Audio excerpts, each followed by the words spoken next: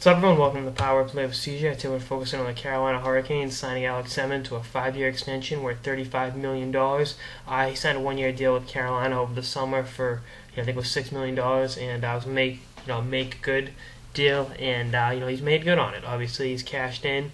He's I think 20th in the league in scoring, and it's that it says a lot, but I mean you're really investing a lot of years and money in a guy who's been labeled, lazy, among other things.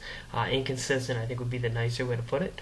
But, is what it is. Rutherford and company in Carolina see fit to bestow this extension upon Semin, as I use a few too many big-time vocabulary words. But, I don't like it. I think it's $7 million a year for this guy. He's 29 years old. He's a great player. He's scored 40 goals before. He's got 30 points in 30 games with the Canes. Like I said, in the top 20 in the league in scoring. He hasn't been a minus player since 2008. So, the defensive index plus minus has been one of the best in the league over the years. Since being in the 2008-2009 season. But still, you're really putting a lot of money in this guy, and there are times he's just not there. And but obviously he seems to have found his rhythm in Carolina. They've got something like $36 million locked up in 6 players through 2015.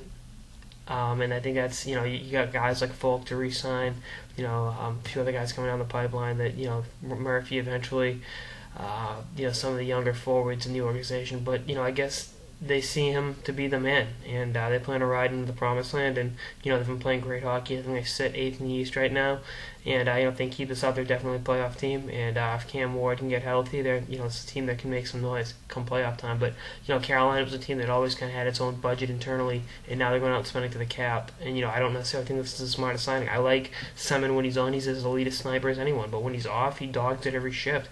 And I'm not being mean; that's just the way it is. Anyone that has watched him play with the Capitals.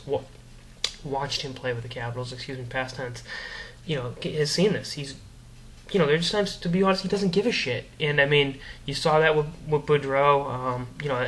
Is a part of it, with Ovi, being your captain in Washington. But, maybe the locker room atmosphere in Carolina with the stalls, with guys that have been there in the past, that have won Stanley Cups, maybe that rubs off on Semin and he's a new guy. But, I want to see a bigger sample of more than 30 games before I give this guy this kind of money. This isn't, this isn't exactly this isn't Dustin Brown in terms of giving it his all every shift. So we'll see what happens.